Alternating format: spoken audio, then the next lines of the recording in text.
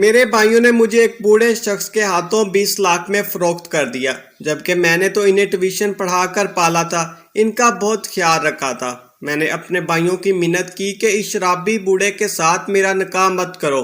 اس پر میرے بھائیوں نے مجھ سے کہا کہ جتنے پیسے وہ ہمیں دے رہا ہے ان پیسوں سے ہم کوئی اچھا کاروبار کر سکتے ہیں، اور آپ کی ماہانہ 20-25 ہزار تنخواہ سے اب گھر کا گزارا تو بہت مشکل ہے۔ آپ خود اپنے بھائیوں کو آگے بڑھتا ہوا دیکھنا نہیں چاہتی، اب جب کہ ہمیں موقع ملا ہے تو ہمارے لیے ایک قربانی ہی دے دیں۔ بات تو بہت بڑی تھی جو انہوں نے کی، پیسوں کی خاطر وہ اپنی بہن کی قربانی مانگ رہے تھے۔ شادی کی پہلی رات ہی زیادہ شراب پینے کی وجہ سے وہ بوڑھا مر گیا اور میں اس کی ساری جائیداد کی وارث بن گئی۔ میرے بھائیوں کو جب اس بات کا علم ہوا تو کچھ عرصے بعد وہ میری خوشامد کرنے کے لیے میرے پاس آئے، لیکن میں نے ایسا کام کیا کہ مجھے میری مرحومہ ماں کے آخری الفاظ ابھی تک یاد ہیں، جب اس نے مجھ سے مرتے وقت کہا تھا کہ میرے چھوٹے بچوں کا خیال رکھنا، ویسے تو وہ تمہارے چھوٹے بھائی ہیں لیکن تم ان کو ماں بن کر پالنا۔ آج میری ماں ہر غم سے آزاد ہونے والی تھی، ہسپتال میں سسکیاں لے کر رو رہی تھی۔ ابا کے ساتھ ساتھ روز روز کے جھگڑے اب ہمیشہ کے لیے ختم ہونے والے تھے۔ میں نے جب ہوش سنبھالا تھا اپنی ماں کو مار کھاتے ہوئے ہی دیکھا تھا۔ وجہ یہی تھی کہ میری ماں میرے باپ کو یہ احساس دلاتی کہ آپ جو کر رہے ہیں وہ ٹھیک نہیں ہے۔ آپ کے 5 بچے ہیں جبکہ بیٹی جوان ہے، عمر کے اس حصے میں نوجوان لڑکیوں کے ساتھ تعلقات بنا رکھے ہیں۔ پورا محلہ آپ کے خلاف ہے، آپ کے خلاف باتیں کرتا ہے، اپنا نہیں تو کم سے کم اپنے بچوں کا ہی خیال کر لو، کیونکہ آپ کی وجہ سے کل کو آپ کے بچوں کو مشکلات کا سامنا ہوگا، معاشرے میں وہ اپنا مقام نہیں بنا پائیں گے۔ اور میری ماں کی پیشن گوئی درست ثابت ہوئی۔ میں اس وقت کالج میں پڑھتی تھی، جبکہ میں نے کالج کی لڑکیوں کی زبانی ابا کے بارے میں سنا تھا۔ ویسے تو میں اس حقیقت سے آگاہ تھی، لیکن مجھے تکلیف بہت ہوئی جب وہ ابا کے بارے میں غلط کمنٹس پاس کر رہی تھی۔ جو کسی دوسرے کے گھر کی عزت کو اچھالتا ہے بھلا کیسے سکھ سے رہ سکتا ہے؟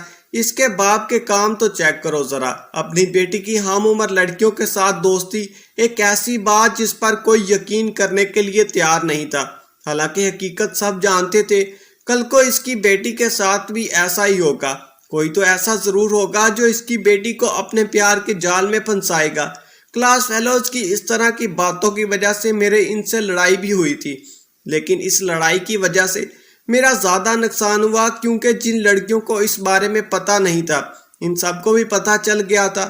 میرا والد ایک خوبرو شخصیت کا مالک تھا، ویسے تو اس کی عمر 45 سال تھی، لیکن اچھی صحت کی وجہ سے 30 سال کے لگتے تھے۔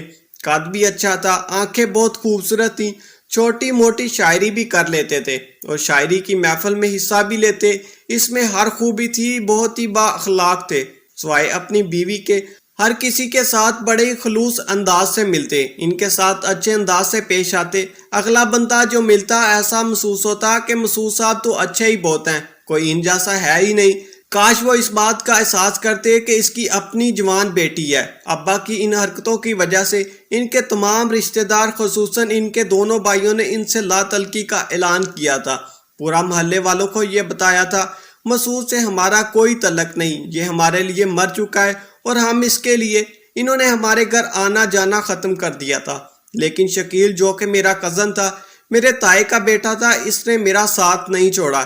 ہماری بچپن میں ہی منگنی طے ہوئی تھی۔ میرا تایا اپنے بیٹے کو منع کرتا تھا اور اس سے یہی کہتا کہ شازیہ کے ساتھ اب تمہاری منگنی ختم ہو چکی ہے، ان لوگوں سے ہمارا کوئی تعلق نہیں، اس کا باپ اب اپنی حدود سے نکل چکا ہے، ہمارے لیے بدنامی کا باعث ہے، اس لیے تم اب شازیہ کو بھول جاؤ، کسی صورت اب شازیہ سے تمہاری شادی ممکن نہیں۔ لیکن اپنے باپ اور باقی گھر والوں کی ان سب باتوں کے باوجود وہ چھپ چھپ کر مجھ سے ملتا، مجھے صلیح دیتا کہ مجھے اس کا بات کا وعدہ یاد ہے کہ اگر ساری دنیا تمہارے باپ اور تمہارے خلاف ہو جائے تو تم لوگوں سے ملنا جلنا چھوڑ دے، لیکن میں کسی صورت نہیں چھوڑوں گا۔ میں چچا کے لیے دعا کروں گا کہ سمجھانے کی کوشش کروں گا، تم دیکھنا سب ٹھیک ہو جائے گا، ہمارا یہ خاندان پھر سے ایک ہو جائے گا۔ مجھے شکیل کی یہ باتیں سن کر تسلی ضرور ہو جاتی، میرے دل کو تسکین ملتی، لیکن اس حقیقت سے تو میں واقف تھی کہ ابا کی وجہ سے اس خاندان کو جو نقصان پہنچا ہے اس کا ازالہ اب ممکن نہیں۔ انسان ایک بار جب کسی کی نظروں سے گر جائے تب لوگ اس سے دوبارہ اپنے دل میں جگہ نہیں دیتے۔ معاشرے میں اپنا مقام بنانا پھر انسان نہیں رہتا۔ شکیل نے مجھ سے کہا تھا کہ میں چچا سے خود بات کروں گا، جبکہ میں نے اسے منع کیا کہ بات کرنے سے کچھ حاصل نہیں ہوگا، معاملات بگڑ جائیں گے۔ اس نے میرے سامنے تو کہا ٹھیک ہے میں بات نہیں کروں گا، لیکن اس نے چھپ کر ایک دن ابا سے بات کی، جس کی وجہ سے ابا سے اسے مار پڑی۔ ابا نے شکیل سے یہی کہا کہ میرا باپ بننے کی کوشش مت کرو، تمہارے مجھ سے کوئی تعلق نہیں، اور وہ مجھے اپنا بھائی مانتا ہی نہیں تو تم کیوں یہاں آئے ہو؟ خبردار میرے معاملات میں ٹانگ اڑانے کی کوشش کی مت کرنا، ایسا جان سے مار ڈالوں گا۔ تمہارے باپ میں اتنی ہمت نہیں کہ جوان بیٹے کی میت پر رو سکے۔ کچھ دن بعد شکیل مجھ سے ملا، اس کے ماتھے پر چوٹ کا نشان تھا۔ وہ مجھ سے حقیقت چھپانے کی کوشش کر رہا تھا، لیکن مجھے پتا چل گیا کہ ابا نے بالوں سے پکڑ کر اس کا سر دیوار سے ٹکرایا تھا۔ اب ایک ہی راستہ باقی تھا کہ میں خود ابا سے بات کروں، لیکن کیسے بات کروں یہ سمجھ نہیں آ رہی تھی۔ ابا سے بات کرنے کے لیے الفاظ میرا ساتھ نہیں دے رہے تھے۔ میں نے تو کبھی سر اٹھا کر ان سے بات نہیں کی تھی، جب بھی بات کی بس آنکھیں نیچے تھیں۔ ایک دن میں ابا کے پاس آئی، ان سے یہی کہا کالج کی لڑکیاں میرا مذاق اڑاتی ہیں، آپ کی وجہ سے محلے کے لوگ عجیب و غریب باتیں کرتے ہیں، آپ میرے والد ہیں، میرے لیے محترم ہیں، لیکن خدا را اس بات کا احساس کیجئے کہ آپ کی بیٹی بھی جوان ہے، ان کاموں سے باز آ جائیں۔ میرے بھائی ابھی چھوٹے ہیں، ان کو آپ کی ضرورت ہے، آپ کے ساتھ کی ضرورت ہے، کبھی ان کی آنکھوں میں دیکھیں، کتنا خوف ہے، کیونکہ آپ ان کے سامنے میری ماں کو مارتے ہیں۔ میرے ابا کے سامنے یہ سب کچھ کہہ رہی تھی، لیکن پھر بھی سر جھکا تھا۔ وہ بنا کچھ کہے یہاں سے چلے گئے۔ میں اس وقت کالج میں تھی جب مجھے یہ خبر آئی کہ تمہاری ماں ہسپتال میں ہے، تمہارے باپ نے ہماری ماں پر تشدد کیا ہے، اس کی حالت بہت نازک ہے۔ میں کلاس روم سے بھاگی، کالج کے گیٹ سے باہر ایک رکشے والے کو ہاتھ کھڑا کیا، ہسپتال کی طرف روانہ ہو گئی۔ راستے میں میری ماں کی آخری سانسیں چل رہی تھی۔ اگر میں مزید دیر کرتی تو شاید اپنی ماں کو یہ آخری وصیت نہ سن پاتی۔ ابا نے میری ماں کے سر پر ایک لوہے کی راڈ سے وار کیا تھا۔ ماں نے میرے ہاتھوں کو مضبوطی سے پکڑا اور پھر کہا شازیہ میرے بچوں کا خیال رکھنا، بہت چھوٹے ہیں، میرے بعد تم ہی ہو ان کی ماں، ان کو بھی تنہا نہ چھوڑنا۔ یہ کہتے ہوئے ماں اس دنیا سے چل بسی۔ شکیل بھی وہاں پہنچ چکا تھا۔ میرے دل میں پتہ نہیں کیا آیا، ابا کو تلاش کرنے لگی۔ میں واپس گھر کی طرف بھاگی کہ شاید ابا گھر میں موجود ہو، لیکن یہی سوچ رہی تھی کہ ایسا کیسے ممکن ہے؟ اپنی بیوی کی جان لینے کے بعد وہ گھر سے بھاگ چکے ہوں گے۔ گھر کا دروازہ کھلا تھا، کمرے میں دیکھا تو انہیں دنگ رہ گئی۔ ابا سہمے ہوئے کمرے کے کونے میں بیٹھے تھے، سر سے لے کر پاؤں تک اس کے سارے جسم پر پسینہ تھا۔ وہ بڑے خوفزدہ تھے۔ میں نے زندگی میں ابا کو اتنا ڈرے ہوئے نہیں دیکھا تھا۔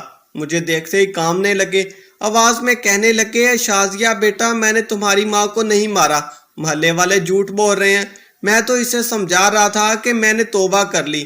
اس دن جب تم میرے پاس آئی تھی اپنے اس بدقسمت باغ کو نصیحت کرنے کے لیے، تب پہلی نظر میں اپنی نظروں میں ہی گر چکا تھا۔ زندگی میں کبھی نہیں سوچا تھا کہ زندگی میں ایک ایسا موڑ بھی آئے گا کہ ایک ایسی بچی جس کو میں نے اپنے ہاتھوں سے کھلایا، وہ آج اپنے باپ کو نصیحت کرے گی، اسے سمجھائے گی۔ تمہارے اس بے بس چہرے نے مجھے اندر سے جھنجھوڑ کر رکھ دیا تھا، سب چھوڑ چکا تھا۔ پھر اب اپنی جگہ سے اٹھا، وہ جلے ہوئے خطوط دکھائے جو لڑکیوں کو ورگلانے کے لیے وہ لکھا کرتے تھے۔ ان خطوط کی راکھ ہاتھ میں اٹھائی، یہی کہا دیکھو میں نے سب چھوڑ دیا، لیکن تمہاری ماں صفیہ میری بات پر یقین نہیں کر رہی تھی، مجھے مسلسل ملامت کر رہی تھی، میری بات سننے کے لیے تیار ہی نہیں تھی، حتیٰ کہ میں نے اپنا جوتا اٹھایا اور پھر میرے سر میں مارنے لگی۔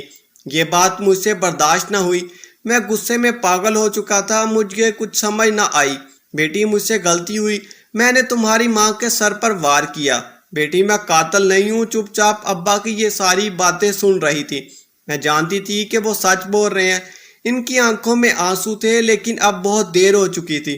فی الحال یہی حقیقت تھی کہ اس نے میری ماں کو مار دیا۔ تھوڑی دیر بعد محلے والوں کی شکایت پر پولیس ہمارے گھر آئی۔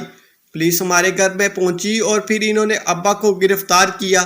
محلے کا ایک بزرگ پر لعنت کر رہا تھا، انسپیکٹر صاحب لے جاؤ، یہ ایک گندا شخص ہے، اسے اپنی بیٹی کا بھی احساس نہیں اور اپنی معصوم بیوی کو مار دیا۔ شکر ہے آج یہ محلہ، یہ شہر اس شخص کی نحوست سے پاک ہوا۔ ماں کے جانے کے بعد مجھ پر بہت بڑی ذمہ داری بھی آئی، اپنے چھوٹے بھائیوں کی ذمہ داری، جبکہ میرا باپ تو اب جیل میں تھا۔ مجھے نہیں معلوم اس کے ساتھ کیا معاملات پیش آتے تھے۔ میں اتنا جانتی تھی کہ ابا کو صرف ماں کے جنازے میں شرکت کرنے کی اجازت بھی نہ مل سکی، جبکہ اس حقیقت سے صرف میں ہی واقف تھی کہ اب تو اپنی غلطی پر پشیمان تھے، لیکن جو داغ اس پر لگ چکا تھا وہ اب مٹنے والا نہیں تھا۔ مصیبت کی اس گھڑی میں محلے والوں نے میرا بہت ساتھ دیا۔ محلے کی جامع مسجد کے امام صاحب میرے گھر آئے، میرے سر پر شفقت بھرا ہاتھ رکھا اور یہی کہا کہ بیٹا اپنے آپ کو تنہا محسوس مت کرنا، میں جانتا ہوں تمہارے خاندان پر ایک مصیبت آئی ہے، لیکن جس کی وجہ سے یہ مصیبت آئی ہے وہ اپنے انجام کو پہنچ گیا ہے، اب وہ جیل میں ہے، یہ محلہ اس سے پاک ہو گیا۔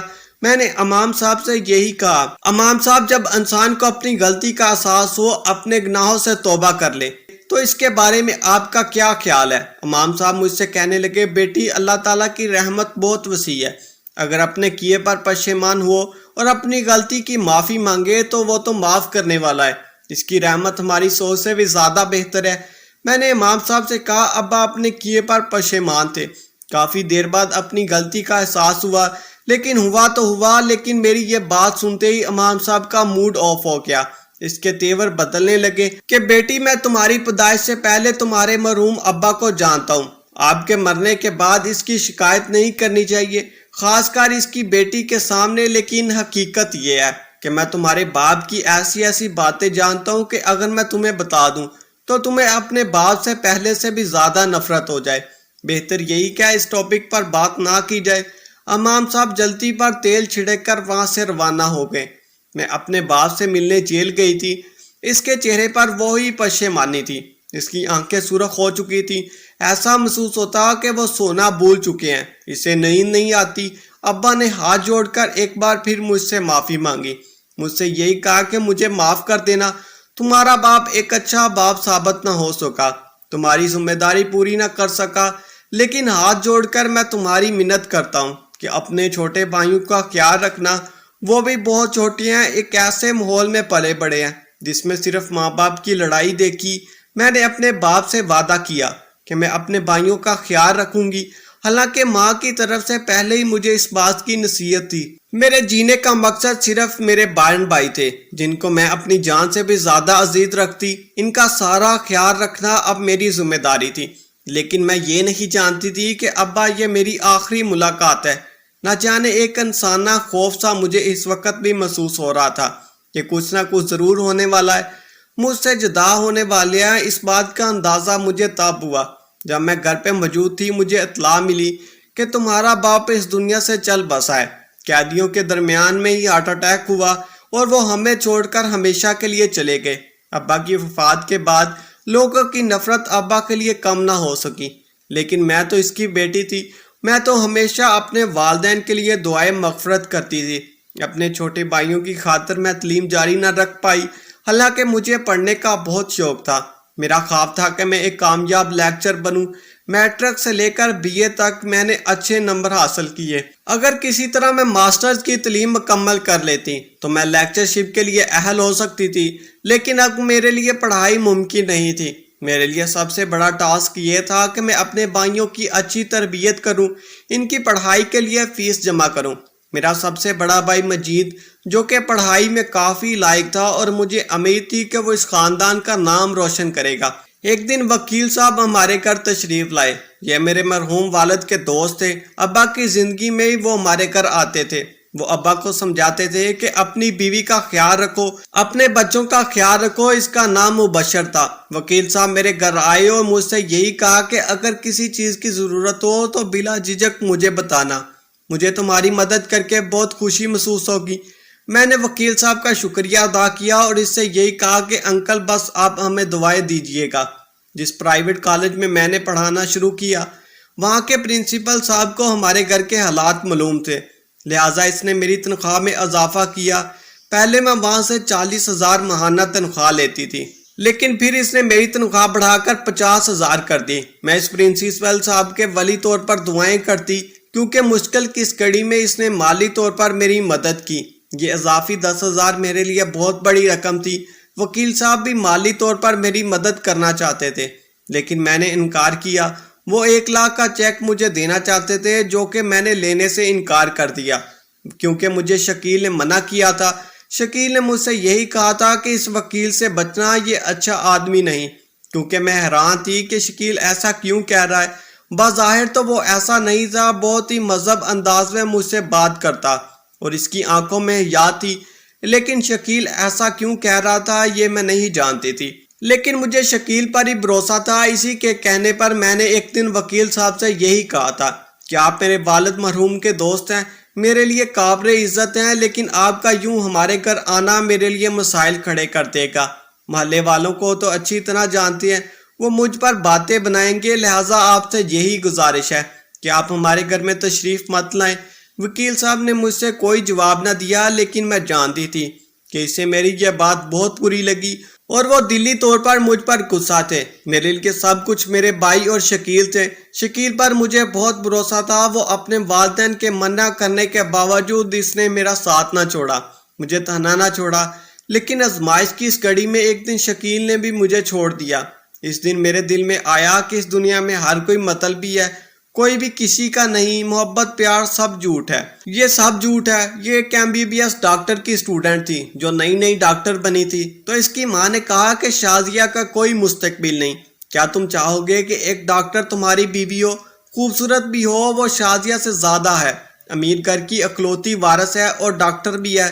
شکیل کو اس بات کا یقین آیا کہ اس کے لیے اتنا اچھا رشتہ دستیاب ہے، اور جب اس سے ڈاکٹر کا تصویر دکھائی تو اسی وقت اس کا دیوانہ ہو گیا اور مجھے بھول گیا، ایک ایسی لڑکی کو بھول گیا جس سے اس نے محبت کے بڑے بڑے دعوے کیے تھے۔ اس دن کے بعد شکیل سے میرا سامنا نہ ہوا، وہ میرا سامنا کرنا بھی نہیں چاہتا تھا۔ ہاں البتہ اس نے میرے نام ایک پیغام ضرور بھیجا۔ اس نے میرے نام ایک خط لکھا تھا جس میں لکھا تھا کہ ہر کسی کو زندگی میں آگے آنے کا حق ہوتا ہے، اور میں نے اپنا یہ حق استعمال کیا۔ میں سعدیہ سے شادی کرنے کے لیے رضامند ہوں کیونکہ وہ اس شہر کی ایک کامیاب ڈاکٹر بننے جا رہی ہے۔ میں نے اس خط کو آگ لگا دی اور شکیل کو ہمیشہ کے لیے بھول گئی۔ یہ معاملہ میرے لیے آسان نہیں تھا، لیکن اسے بولنا پڑا۔ ایک ایسا شخص جس پر مجھے بھروسہ تھا، جس نے مجھ سے وعدہ کیا تھا کہ مجھے کبھی تنہا نہیں چھوڑے گا، لیکن آج جس نے مجھے ایک ایسے موڑ پر چھوڑا جہاں مجھے سب سے زیادہ شکیل کی ضرورت تھی۔ بالکل تنہا چلی تھی۔ کالج سے واپس گھر آئی تو وکیل صاحب میرے گھر میں موجود تھے۔ میں پہلے ہی بہت ڈسٹرب تھی، اوپر سے وکیل صاحب کی موجودگی نے مجھے پہلے ہی بہت پریشان کیا۔ میں اس سے کہنے لگی، انکل میں نے آپ سے کہا تھا کہ آپ اس گھر میں مت آنا، محلے والے بہت باتیں کرتے ہیں۔ مبشر صاحب مجھ سے کہنے لگے، یہ کیا تم نے انکل انکل لگا رکھی ہے؟ اب میں اتنا بھی بڑا نہیں، کسی اینگل سے میں تمہیں بوڑھا لگتا ہوں۔ تم نے کبھی مجھ پر غور نہیں کیا؟ کیا میری آنکھوں میں پڑھ کر نہیں دیکھا تمہارے لیے کتنی محبت ہے؟ اس کی یہ بات سن کر میرے رونگٹے کھڑے ہو گئے۔ میں نے اس سے کہنے لگی کہ آپ کو شرم آنی چاہیے۔ ایسی باتیں کرتے ہوئے وہ مجھ سے کہنے لگے، شرم تو تم کر رہی ہو، ایک بار اپنا یہ شرم ختم کرو اور میرے پاس ہو۔ میرے ہاتھ پکڑنے لگے۔ میرے چاروں بھائیوں اس وقت سکول میں تھے، میں گھر میں اکیلی تھی، وہ میری اس تنہائی کا فائدہ اٹھا رہے تھے۔ میں نے چیخنا چلانا شروع کیا، جس پر اس نے مجھے منع کیا کہ میں جا رہا ہوں، چیخنے کی ضرورت نہیں ہے۔ میں نے چیخنا جاری رکھا۔ میری آواز سن کر محلے کے چند لوگ وہاں موجود ہوئے، جس میں امام صاحب بھی تھے۔ میرے چہرے پر پریشانی تھی۔ میں نے امام صاحب اور باقی محلے والوں کو بتایا کہ یہ شخص میرے ساتھ زبردستی کر رہا ہے۔ انہوں نے ادھر میرے گھر میں ہی وکیل صاحب کی پٹائی شروع کر دی اور اسے منع کیا، ساتھ ہی وارننگ تھی کہ آئندہ اس گھر میں قدم نہیں رکھنا۔ وکیل صاحب تو اب جا چکے تھے وہاں سے چلے جانے کے بعد، لیکن میں یہ نہیں جانتی تھی کہ اب مجھے برباد کرنے کے لیے اس نے دن رات ایک کر دیا تھا۔ میری وجہ سے اس کی بدنامی ہوئی تھی اور اب وہ مجھے معاف کرنے والا نہیں تھا۔ گزرتے ہوئے وقت کے ساتھ ساتھ اس نے مجھے بھی نہ بلایا اور وہ میری طاق میں تھا۔ مجھے نقصان پہنچانے کے لیے اس نے کئی جتن کیے، لیکن اللہ تعالیٰ نے مجھے اس وکیل کے شر سے محفوظ رکھا۔ وقت تیزی کے ساتھ گزر رہا تھا۔ میرے بھائی اب جوان ہو چکے تھے، لیکن اس گھر کا سرکٹ چلانے کے لیے اب بھی تگودو کر رہی تھی۔ اس کالج کے پرنسپل کی طرف سے مجھے شادی کی آفر ہوئی۔ وہ میرے گھر کے حالات سے بخوبی واقف تھے، لہٰذا ایک بار اس سے مجھ سے کہا، میری بیوی بیمار ہے اور میری اولاد بھی نہیں ہے، یہ دوسری شادی کرنا چاہتا ہوں اور تو سے اچھا آپشن میرے پاس موجود نہیں۔ لیکن میں نے پرنسپل صاحب کو انکار کیا اور اس سے یہی کہا کہ میں اپنی ساری زندگی اپنے بھائیوں کے نام کی ہے، مرتے دم تک اپنے بھائیوں کی سپورٹ کرتی رہوں گی اور میں کبھی بھی شادی نہیں کروں گی۔ ویسے بھی شکیل کے بعد میں نے شادی نہ کرنے کا فیصلہ کر لیا تھا۔ بھائیوں کی تعلیم مکمل تھی، 2 بھائیوں نے تعلیم ادھوری چھوڑ دی، جبکہ بڑے بھائی احسن اور مجید نے ماسٹرز کی تعلیم مکمل کر لی، لیکن بے روزگار تھے۔ پچھلے 2-3 سال سے وہ بے روزگار تھے۔ وہ اسی کوشش میں تھے کہ کسی طرح وہ اپنے پیروں پر کھڑے ہو سکیں، کوئی روزگار حاصل ہو سکے، لیکن کچھ حاصل نہ ہوا۔ مزدوری وہ کرنا نہیں چاہتے تھے اور جاب کوئی مل نہیں رہی تھی۔ سارے گھر کے اخراجات میں ہی پورے کر رہی تھی۔ مجھے شادی کی کئی آفرز آئی، لیکن میں نے سب کو انکار کیا، یہی سوچتے ہوئے کہ میرے بھائیوں کا کیا ہوگا۔ لیکن اب بھائی جوان ہو چکے تھے اور میرے سر کے سارے بال سفید ہو چکے تھے۔ میری شادی کی عمر گزر چکی تھی، لیکن وکیل مبشر نے شاید ابھی بھی مجھے معاف نہیں کیا تھا۔ وہ میرے پیچھے پڑا ہوا تھا۔ 60 سال کا یہ بوڑھا اب بھی ایک کامیاب وکیل بن چکا تھا۔ جھوٹے گواہیوں کی موجودگی میں کئی ایسے لوگوں کو برباد کر چکا تھا۔ اپنی مہارت سے جھوٹ بول کر کئی ایسے کیسز میں کامیاب حاصل کی جس پر لوگوں کی زمینوں پر ناجائز قبضے شامل تھے۔ کئی قاتلوں کو وہ رہا کروا چکا تھا اور یہ سب وہ پیسے کے لیے کر رہا تھا۔ اب وہ کروڑ پتی مالدار وکیل بن چکا تھا اور اس نے میرے بھائیوں سے رابطہ کیا۔ سب سے پہلے اس نے میرے بھائی مجید سے بات کی، یہی کہا کہ میں تمہاری بہن شازیہ سے شادی کرنا چاہتا ہوں اور اس بات کے لیے میں تمہیں 20 لاکھ روپے دوں گا۔ شہر میں ایک پلاٹ بھی تمہارے نام ہوگا۔ اس کے علاوہ تمہاری بہن کے حق مہر میں کافی رقم دینے کے لیے تیار ہوں۔ میرے بھائی جو پچھلے کئی سالوں سے سیٹل ہونے کی کوشش کر رہے تھے، کوئی کاروبار کرنا چاہتے تھے، لیکن آمدنی کم ہونے کی وجہ سے ان کا یہ خواب پورا نہیں ہو رہا تھا۔ مجھ سے بغیر پوچھے انہوں نے اس رشتے کے لیے ہاں کر دی۔ ان چاروں نے آپس میں مشورہ کیا کہ اب ہماری بہن ہمارے لیے کسی کام کی نہیں۔ ایک ساتھ اتنے پیسے مل رہے ہیں، اس سے اچھا موقع پھر دوبارہ نہیں ملے گا۔ انہوں نے صرف مجھے بتایا کہ ہم تمہارا رشتہ طے کر رہے ہیں اور وکیل صاحب آپ کو بہت خوش رکھیں گے۔ میں ان کی یہ بات سن کر حیران ہوئی اور ان سے یہی کہا کہ تم لوگوں کا دماغ تو خراب نہیں؟ 60 سال کی عمر میں وہ اپنا گھر نہ پائے تو مجھ سے شادی کر کے کون سا وہ اپنا گھر بسا لے گا؟ لیکن انہوں نے میری کوئی بات نہ سنی اور یہی کہا کہ اگلے ہفتے تمہارا مبشر سے نکاح ہوگا۔ نکاح کے بعد وکیل صاحب نے اپنا وعدہ پورا کیا اور میرے بھائیوں کو پیسے دیے اور پھر مزید پیسے دینے کا بھی وعدہ کیا۔ اس کے پاس پیسوں کی کوئی کمی نہیں تھی، لیکن میں حیران تھی کہ وہ مجھ سے شادی کیوں کرنا چاہتا ہے۔ وہ مجھے بھی اپنے گھر لایا۔ اس نے بہت شراب پی رکھی تھی، ہوش و حواس میں نہیں تھا۔ اسے یہی کہہ رہا تھا کہ مجھے دیکھنے بہانے میں تمہارے باپ سے ملنے آتا تھا۔ تمہارے باپ کے ساتھ دوستی کرنے کا مقصد یہی تھا کہ میں تجھے حاصل کر سکوں۔ اس کے جیتے جی تو میں ایسا نہ کر سکا، لیکن میں اس کے مرنے کے بعد تمہیں حاصل کرنا چاہتا تھا۔ تو نے مجھے انکار کیا، پورے محلے کو اکٹھا کیا، چور کر کے مجھے سب کے سامنے ذلیل کیا۔ اب دیکھو میں تمہارا کیا حشر کروں گا۔ تم سے شادی کرنے کا مقصد ہی یہی تھا، تمہیں تمہارے لالچی بھائیوں کی اصلیت بتانا۔ ہر یہاں کوئی پیسے کا بھوکا ہے، پیسے کی خاطر کچھ بھی کرنے کے لیے تیار ہے۔ میں اس کا مقصد سمجھ چکی تھی۔ خیر اب میرے بھائیوں نے جو میرے ساتھ کیا، اب میں بھی ظلم سہنے کے لیے تیار تھی، لیکن قدرت کو کچھ اور ہی منظور تھا۔ شادی کی پہلی رات ہی زیادہ شراب پینے کی وجہ سے اس کی موت ہو گئی۔ اس کی ساری جائیداد کی مالک بن گئی۔ بھائیوں کو جب پتا چلا کہ سیٹ مبشر فوت ہو گیا ہے اور ہماری بہن کروڑ پتی بن چکی ہے، تو میری خوشامد کرنے کے لیے وہ میرے پاس آئے، لیکن دھکے دے کر ان کو نکالا گیا۔ اب وہ پھوٹی کوڑی کے محتاج تھے، ان کے پاس کچھ بھی نہیں تھا۔ شاید وہ اپنی بہن کے ساتھ ایسا نہ کرتے تو اللہ تعالیٰ ان کے رزق میں برکت ڈالتا، لیکن انہوں نے اپنی بہن کو ہی فروخت کر دیا۔ مجھے اس کی جائیداد کی کوئی پرواہ نہیں تھی، مجھے پیسے کی لالچ نہیں تھی۔ اس کا سارا پیسہ میں نے ڈونیٹ کیا، غریبوں اور مسکینوں میں بانٹ دیا۔